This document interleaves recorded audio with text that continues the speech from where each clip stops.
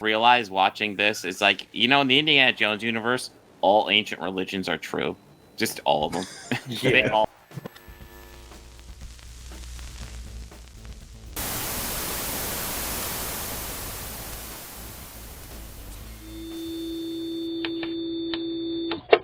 But are you guys ready to dive into Indiana Jones and the Kingdom of the Crystal Skull? Sure. Yeah. Let's dive into it. So, Kingdom of the Crystal Skull. Yeah.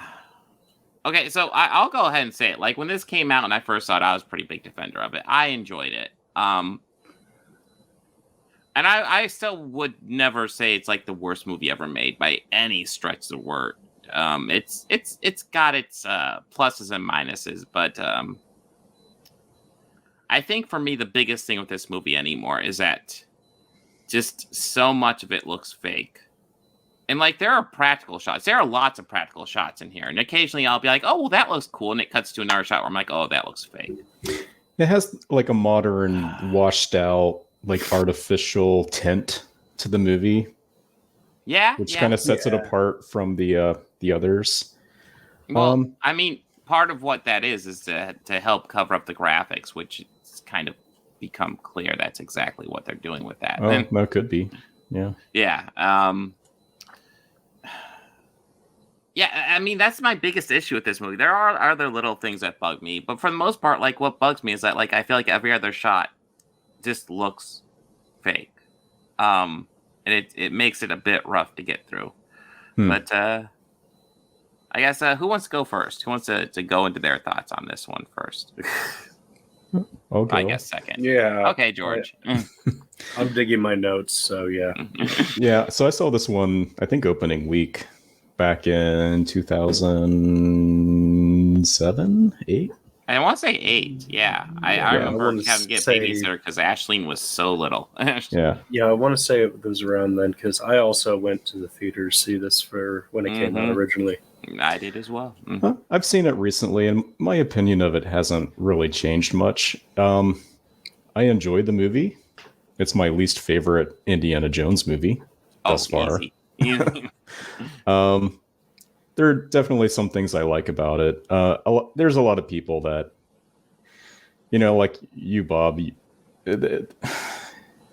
for what it is, the movie is totally fine. There's things like Nuke the Fridge has become such a meme and it's so unrealistic, and why would that ever work in this universe? And it's like the same reason that black magic works, or they can survive falling off of the airplane and going off of like thousands of feet in the raft and landing perfectly impact in the water.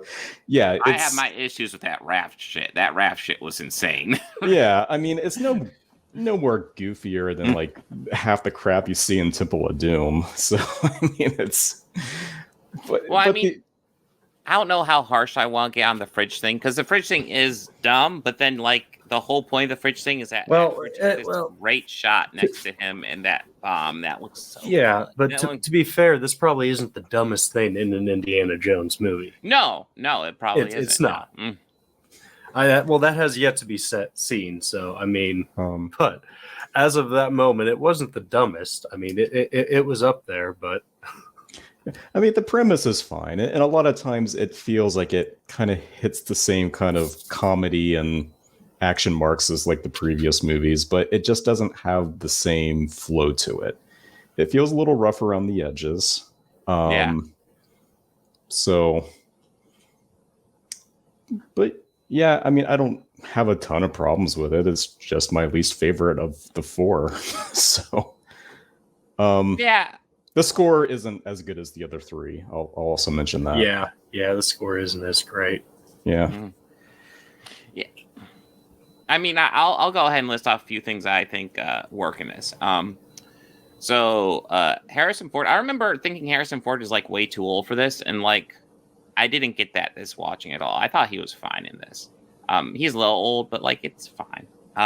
Well, now you know I'm getting older and I don't care. Maybe it's and all the time that has passed. Maybe you'll get that feeling when you watch the new one. But I've always loved Harrison Ford. He'll always get a pass for me. Yeah. So. Shia LaBeouf, as much as I hate him in the Transformers movies, I actually think he's fine here. respectfully disagree. There is a very Oh. funny moment that I'll get to. Yeah, no, I'm fine with Shia LaBeouf.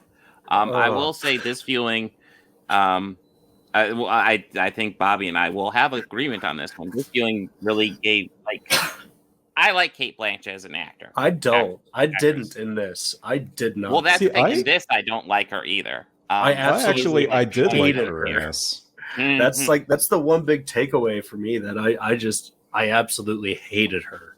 Not in the sense of just a character, just the performance that we were given. It's just it was every time I just couldn't.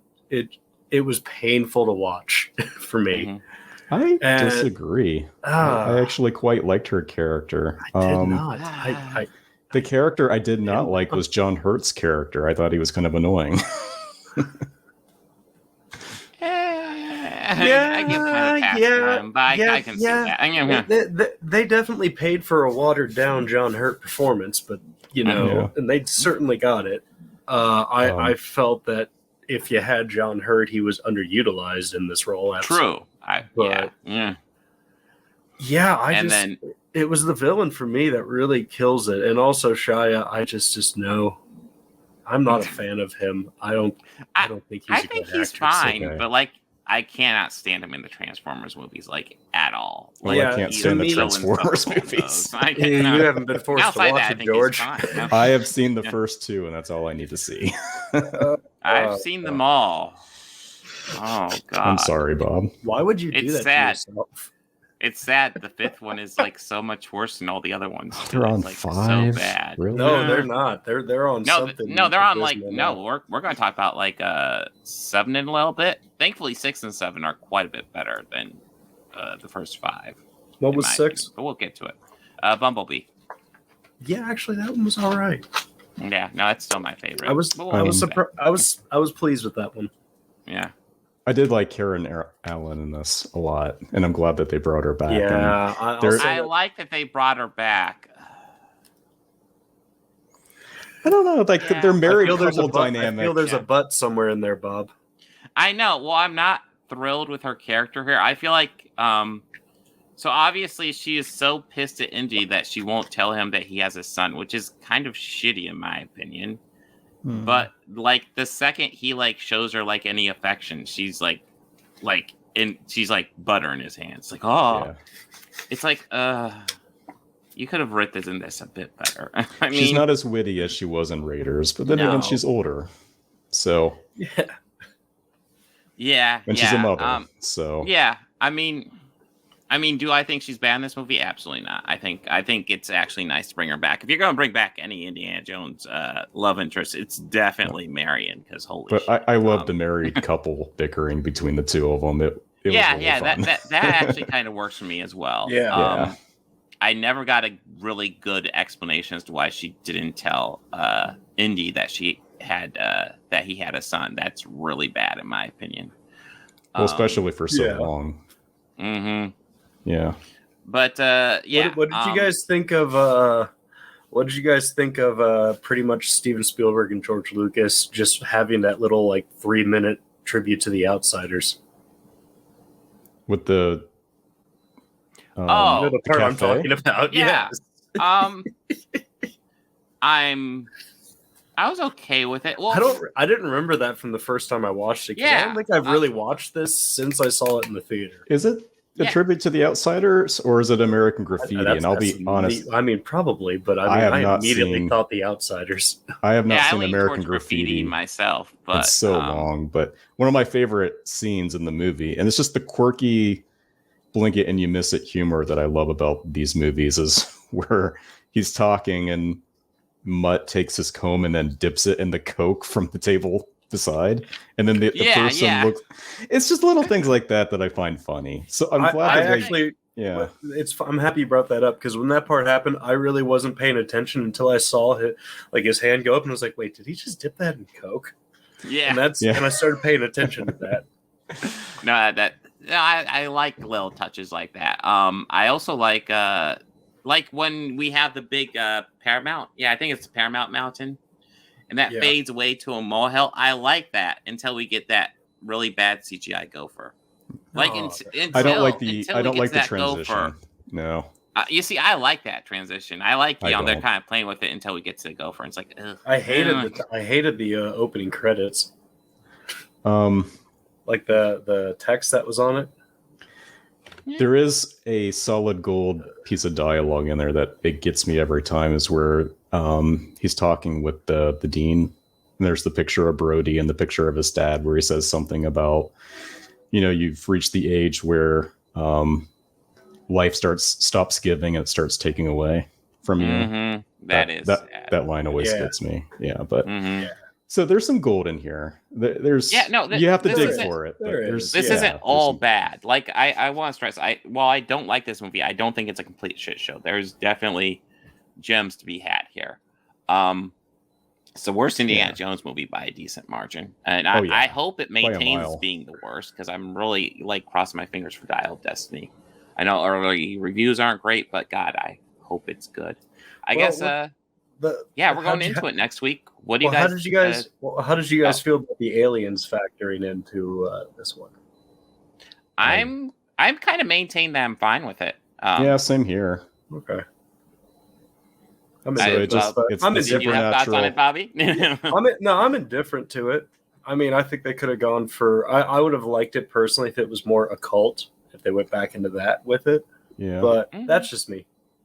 Yeah. Well, I mean, I think they kind of use the aliens, and say they started a religion around the aliens. And it's like, okay, I can see that. There's still the religious aspect to it. It's just a different kind of supernatural. It's a different supernatural. Yeah. No, it's what I kind of realized watching this is like, in the Indiana Jones universe, all ancient religions are true.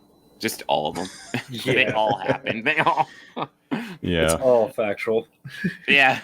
And my argument towards the aliens is the same argument I've always used. Indiana Jones is about pseudo-archaeology, and aliens are a big part of pseudo-archaeology. So honestly, it was only a matter of time before they came into an Indiana Jones movie, if they keep on making them, which they did. It didn't take too long. And I think it also plays into, I think the year that the movie takes place in, it was like 57.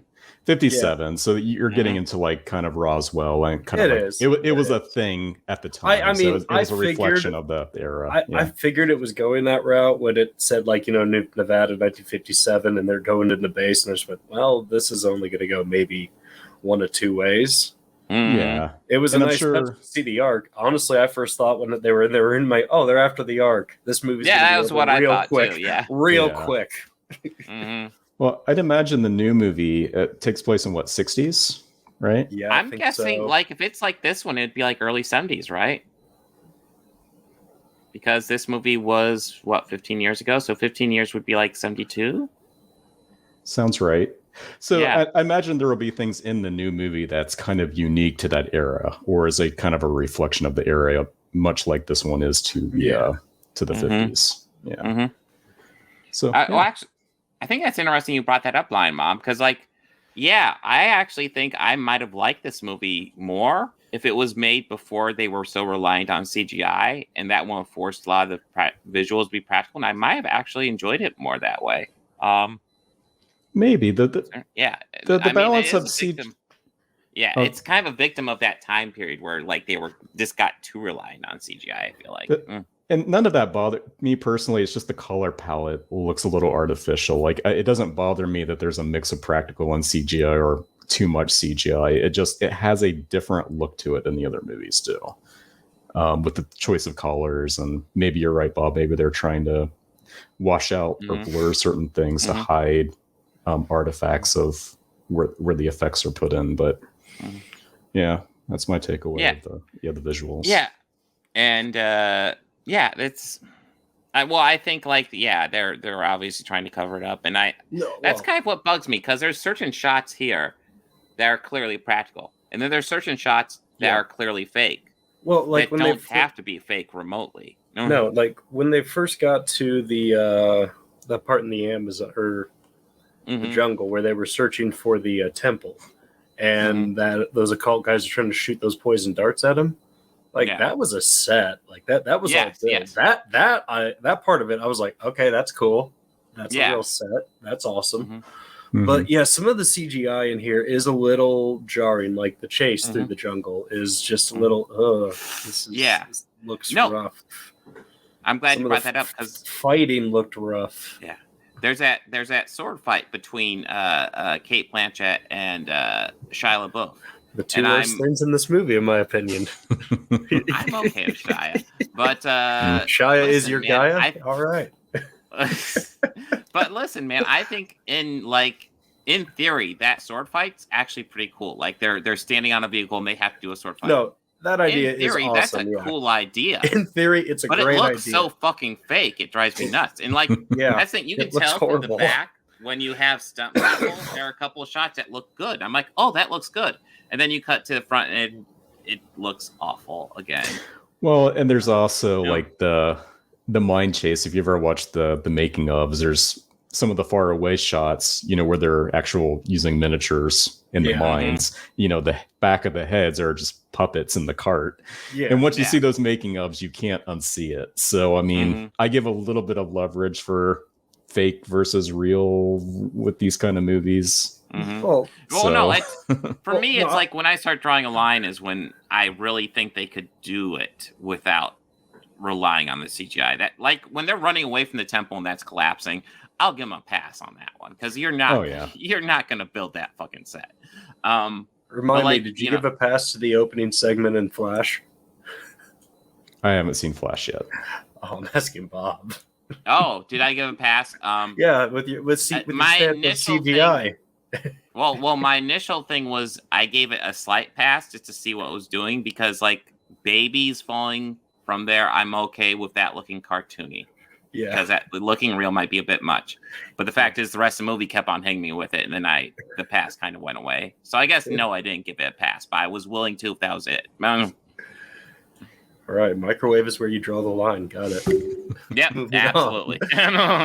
Fuck that microwave. But yeah. Sorry to interrupt your flow for a tasteless joke. Oh, it's all good. Listen, man, if we don't interrupt the flow for a tasteless joke, what are we supposed to interrupt the flow for? I guess is there anything you guys want to add to this? Because, I think for me, it's just the bad visuals kill me on this one anymore. Yeah, the grain on the film is a little jarring to me, and a lot of times, and it really pulls me out of the worlds a lot of it. And with the CGI, like you've all mentioned, that does. I don't know. I guess maybe I kind of wanted just an old-fashioned indie with him punching Nazis. Yeah. But I guess I could settle for a communist. Yes. Yeah. More Nazi punching, though. General.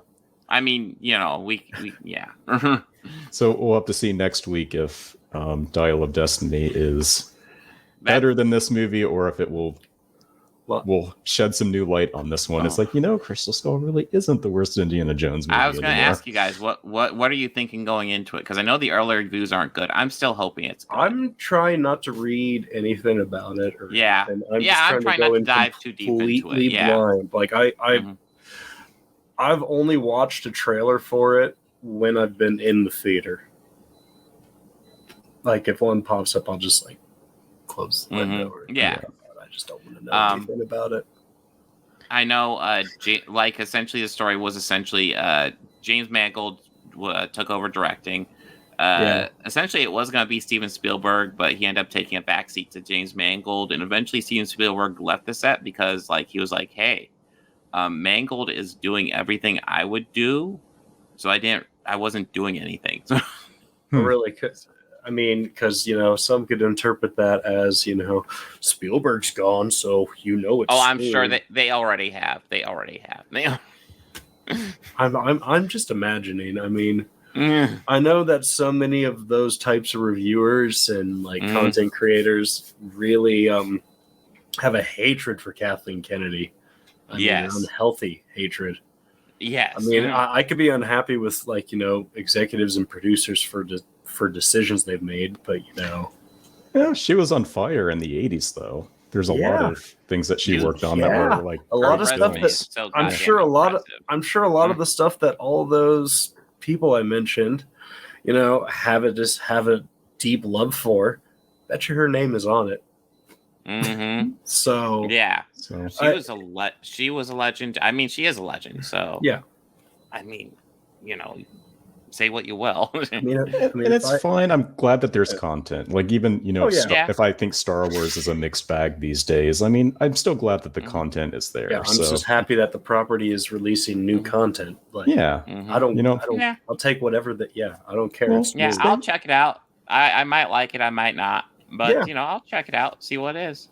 same thing with Is this. what it is. I'm glad that Yeah. there's new content for a 40-year-old franchise. Yeah. So, Yeah. It has. Yeah. Well, I know wanna this see new what one. happens, yeah. Yeah, this new one is not going to be better than Raiders or Last Crusade. We know that. Oh no. But it has No. potential to be better than the other two.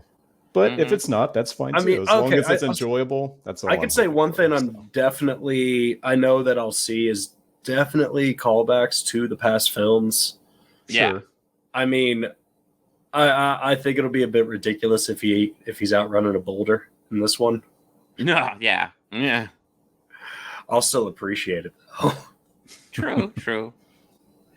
Do you think Short Round will pop up?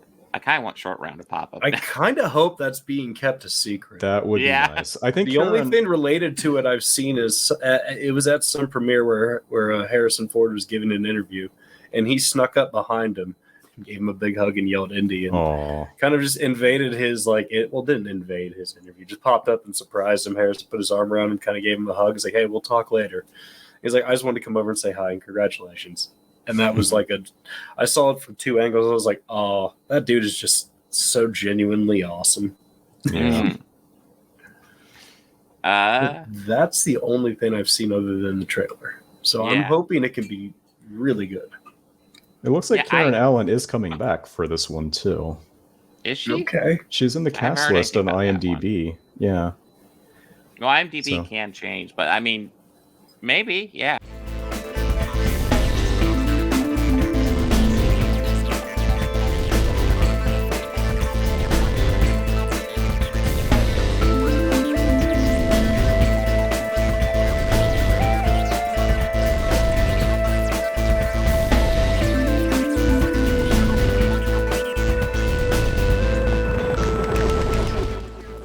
Books, records, films, these things matter. Call me shallow. It's the fucking truth.